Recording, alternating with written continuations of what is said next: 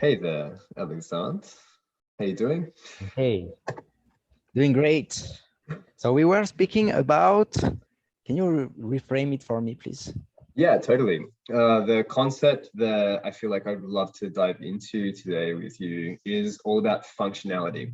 So how we can bring in really purposeful and meaningful connections into our lives. So for example, we all have those friends, right, that contact us out of the blue, and there's always these processes that come up and we hold space for them, and that's all well and good, but we feel drained afterwards. And for me, what I really want to consider with this is how can we find a real distinct purpose and a real distinct function with all of the different connections that we have, and really maximize our time, really maximize the amount of growth and the amount of love and healing that's put um, into these connections, so our whole network can benefit from that, so our whole life can really benefit. So that's what I want to sort of move into with you, like functionality in conscious connections within friendships. So first of all, like one point that really struck me when you spoke is the idea of we feel drained afterwards. Like for me, this is what sometimes we could call maybe like a red flag or something. When this happens, there is definitely an imbalance in the transfer of energies that will occur. And I realized like the question itself, if we go in a more general way, like the purposefulness, the functionality of relationships, even whether we feel drained or not afterward. Do we consider a purpose and a functionality for all of our relationships? And I realized like this is connecting with two dots in my own mental field, like correlated with books that I read recently. And one will be like about the law of one of service to others or service to self, service to other self or service to self. And the other part will be linked with the book from Dr. John DeMartini, Making a Hell of Money and Still Going to Heaven. The idea that there is a law, and this law is the balance of transfer of information, transfer of data. Everything is balanced. What goes in goes out, what goes up goes down. There is this balance. And he makes it a mantra somehow, like some kind of affirmation, saying that I am aware and I know that something for nothing or nothing for something doesn't exist. Therefore, I receive something for giving something, and I give something for receiving something. And in this balance, like I noticed that, okay, there will always be a flow. And indeed, is it a flow that I choose? If I go in this question this way, I'm still being able to be at service to other selves and not just separating myself from others, and noticing like, okay, there is a flow. And sometimes like the flow can be even more than just out of balance. It can be toxic, and that will be when we say no, when we bring a boundary, in that a definitive no to a relationship, for example. And I think, like, to come back to the beginning, if there is a red flag of being drained afterwards, that might be a great reason to indeed say a big no to a relationship. 100%. 100%. I do want to add there as well, like that's 100% where we're going, and to bring conscious awareness to these connections. So it's, there's always going to be that dynamic interplay. We're definitely all one humanity, all one creation here, and there is a divine purpose and a divine reason to every single interaction that we have. There is always reciprocity on some level, because energy is always looking for what's that word, homeostasis. It's always looking for that balance. But what I want to bring to this is conscious awareness of that reciprocity. That really reminds me as well of the concept of spiral dynamics, which is that psychological system that we've spoken about before. And stage yellow of spiral dynamics being systems thinking. So even though, yes, there is the service to other, and there's the service to self, like these are both dynamically considered as one experience. So we go, okay, great, like I know that I want to put myself out and to give in service to other people, and simultaneously at exactly the same moment, how can I receive consciously what I know that I need to benefit from this particular interaction? And that's where I want to pop out of and into for people watching this, and also for you and I and our interactions, is how do we move purely from service to self or service to other and into this systems thinking, into this stage yellow, where we're simultaneously giving to other and giving to self, and it's very clear and very functional and very conscious with those exchanges, rather than just trusting, which I've done this a lot, you know, trust in creation, trust in divine, yes, everything will come. And I appreciate that. I very much appreciate that the balance will be there, but I want to make those connections more purposeful, more functional, and more clearly conscious in what is the exchange. How do you think that that could apply? That makes actually a lot of sense. A lot of sense with even in the same connection with that teaching of De Martini on this law of balance. Something that is very interesting is to know that this this specific person has been like a master of money, business, and success, we would say.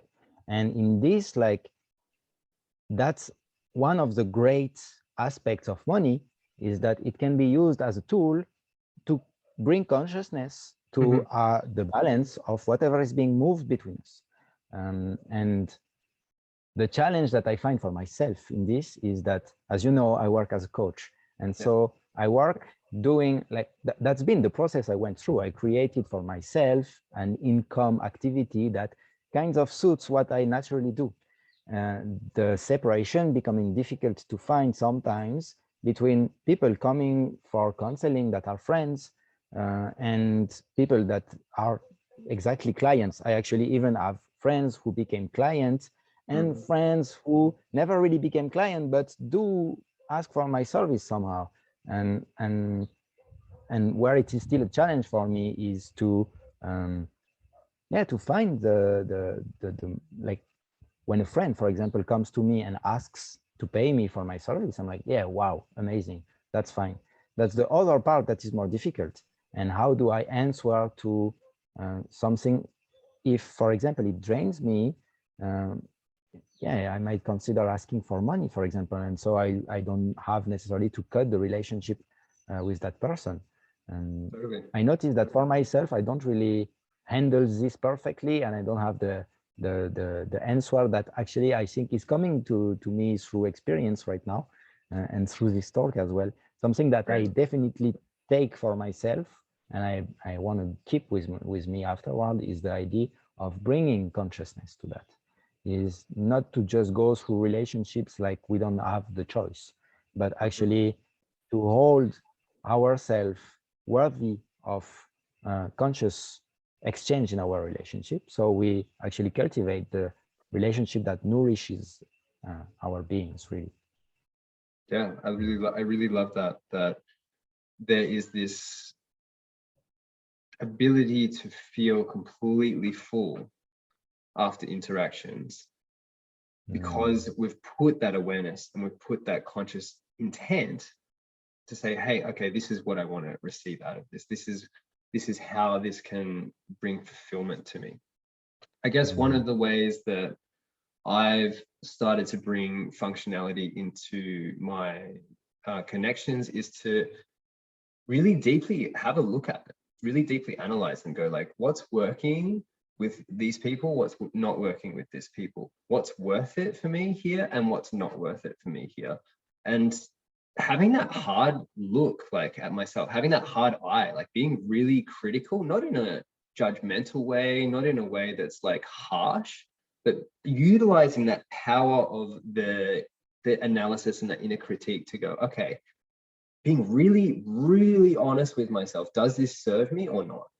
And when these types of archetypes or repeated individuals like come back into my life, that I do feel drained from, that I do feel that there's a disparity or there's an imbalance with, I really look at it. Yeah, money's a great way, or service exchange, or something where there's a clear third party aspect where you can go, this is how we relate to one another.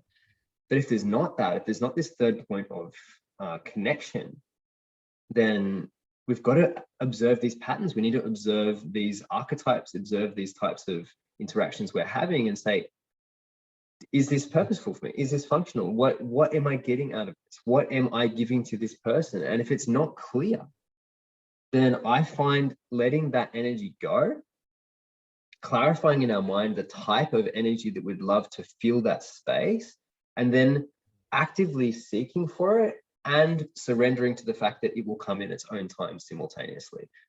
As well, with the systems thinking of self and other, I would just want to add in there, like that point with manifesting too, you know, that point with going after what we want in life. It is simultaneously having that clear desire, having that clear, this is what I want to get, this is how I want it to be, this is the friends I want to have, this is the money that I want to make, this is the point of awareness that I want to reach. So having that clear, having that defined, having that as a functional goal, waiting, being receptive to see what the universe has for us, and doing research and looking for things. And that's why, for me, analyzing the connection points that I have, analyzing the friendships that I have, looking at the purpose and looking at the function, is that marriage of the, yes, I accept that everything is in resonance with myself, that's meant for me, that's meant to come to me, and simultaneously I want to improve it, and I want to use that other hemisphere of my brain that in spiritual, you know, circles, like sort of we do shun away from the mathematical, the analytical, you know, this aspect, and we are really intuitive people that trust and receive and open to the divine. But I think there is a beauty that comes in the synthesis of these two parts. There is a beauty that comes with pure receptivity, pure trust in creation, and deeply breaking things down and going, cool, like what works and what doesn't work here. I see this like being, for me, like I always think about music in correlation to this, like whether it is flow or whether it is like pure mathematical understanding of rhythm, for example, like deep masculine structure or feminine flow. And and in this, like I noticed that what's wonderful with this is that some people will feel the calling to become amazing musicians, sorry, but there is something there. Same thing. Why? Because that's their calling, and if we have the calling, like getting so deep into those things will be very important for us. And in the meantime, it's beautiful because even though some people might not feel the call to become amazing musicians, they can still become great or at least good musicians. And in this idea, what I notice is that we don't have to be expert in rhythms. Some people will be, and they will then like be really genius and create amazing things. But other people will go through feeling. They will not know the theory of music, but they go into feelings. And in this, brought back to our relationships, what happens is that if I feel drained, the red flag is already there. Then in a way, like the more lazy approaches to life might just like consider that when something feels off, there definitely needs to be a consideration, a time and attention given to this, and go still through life with a more feminine flow and feeling, and then address with a more masculine perspective and analysis wherever it feels not in resonance. Exactly. It's finding that why, being like, okay, I intuitively feel something's off here.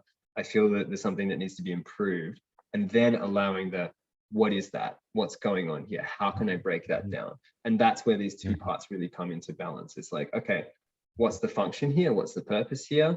Why am I feeling that this isn't flowing dynamically? This isn't flowing easily?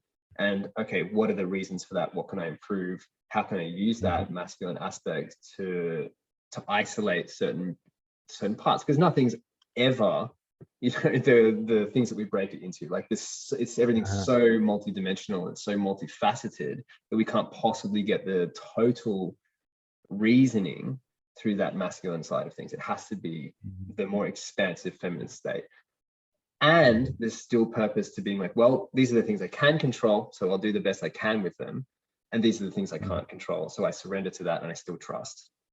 Something that came to me during your share was that maybe it's great to mention a point that might just appear like coming from itself for us because we moved through this already, but somehow it's very important to remember that even though I say no to something, I can not get out of my alignment of gratitude and appreciation. Yeah. There is something there that when we finish something, even though we say goodbye, you don't serve me anymore, I'm still grateful for your service until here and for whatever has been there.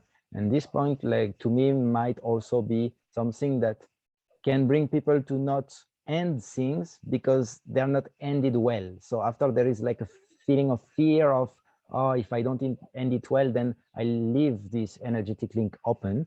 And in my opinion, like gratitude is the missing part. It's like if I am still grateful and say, okay, thank you and goodbye, it's much different.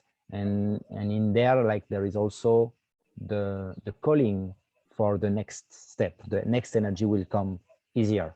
When I say goodbye, thank you, the next step is already coming. When there is not this thank you, I'm kind of delaying the next chapter. So yeah, no, I really appreciate that point as well. It's when we feel that something is imbalanced, that we do need to move that energy away and call in something that's higher, because we've broken it down. We can see the dynamics behind why it's purposeful, why it's not purposeful, whether that's a repeated person, repeated pattern, and going, thank you, no, thank you, or yes, please, more of that. Like, I'm also grateful for that too. And that's the dance, really, you know, like there's so many different opportunities and energies and everything that we can interact with. I'm grateful to live in such a diverse universe, and simultaneously I'm also overwhelmed by having so many different options and so many different beautiful people to connect with, and so many different like places that we can slowly but surely, you know, give it time with the planet opening up, go back to and live in. That the gratitude is endless, and then the discernment has to be equally refined. Like it's, I'm grateful for all of these different things that are happening. How do I focus in on what I prioritize? Okay, that's not what I wanted. Okay, thanks for that, for teaching me that that's, you know, it's not what I want, or it's distracting me, or everything else. Okay, come back to center, come back to center, come back to center. Oh, look, something else. Okay, that's distracting, but okay. Do I go down that little rabbit hole, that little pathway for a little bit? Oh, okay, I went down there and it was cool. It was interesting. Like I learned a lot. Am I lost? What's going on? And I feel like that's also something to nip these distractions, or to nip these like reflections. I don't want to call them distractions necessarily, but these reflections and these deepenings that are out of alignment in the bud before we get so far off track that it's harder to course correct. That we're so far down a pathway that isn't functional that we're like, oh wow, how do I get back onto my regular path? How do I get back onto where I want to go and what I want to do? I was so far into that aspect because I didn't look at its functionality, because I didn't look at how it's going to apply to my life, because I didn't analyze it. And I was just grateful for this exchange of energy and this flow of energy. It's both. It's always both and everything at the same time. That's the complexity and the simplicity of it.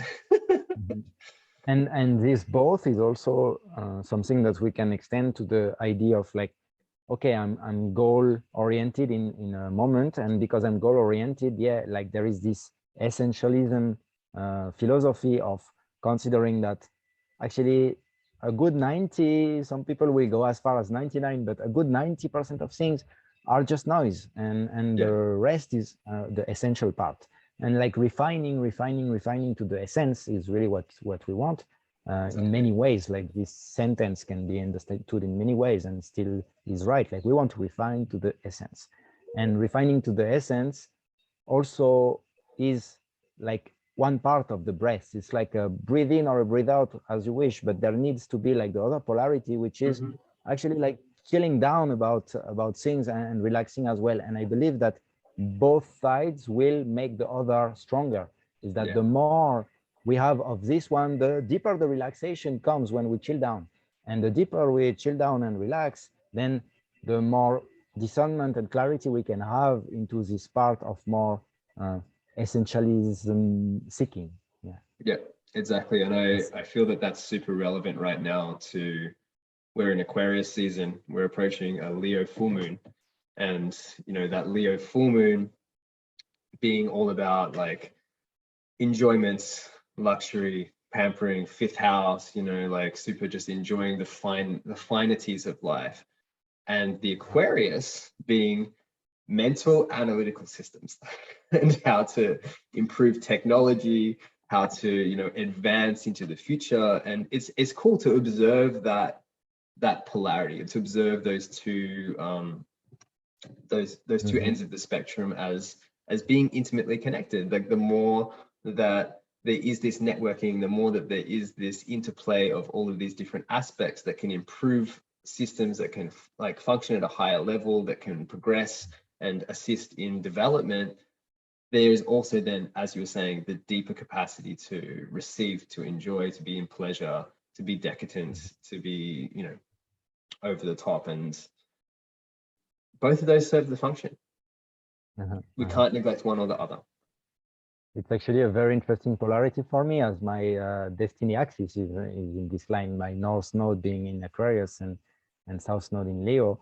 Yeah, like there is this movement towards a more, I still like, probably because it is my north node, I still have difficulty in the understanding of the Aquarius. Like there is something that has to be learned there. And I feel like maybe from the outside, and I know that from the outside, some people would say that I do it well, but I know I have so much to learn about it. And especially what is, I sense something in the Aquarius and in the era of Aquarius is very collective oriented, very like neo-collective oriented, for whatever it means. Totally. And I feel that as well with my Saturn being in Aquarius. So the structure that I have being super Aquarian, hence the entire thread of conversation, and my wound being in Leo, like my Chiron's in Leo. So I have a hell of a lot to learn about Leo. I have a hell of a lot to learn about like light and forgiveness and how to, you know, have things that are not functional, have things that are not structured. But at the same time, that's my energy signature, right? So there is this like networking, expansive, collective evolution, like through structure, and this moving away from the deeper spaces of just being decadent. Like that's how I'm designed. So it's simultaneously learning about it, appreciating it, and accepting that this is my energy signature, you know, and how to then participate in a way that enhances and honors the way that we are created. Like for you, with the north and south polarity being like that, how can you move towards that North Star of more integrated network systems thinking and away from the comfort zone, the south node, the shadow, and to move towards where you need to go and what you need to do? It's an interesting journey. I even feel that it's almost that the Leo side is kind of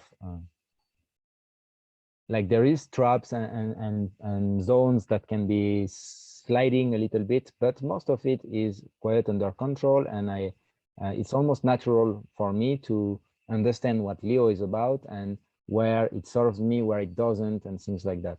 But like I said, like the Aquarius is much more difficult to grasp for me.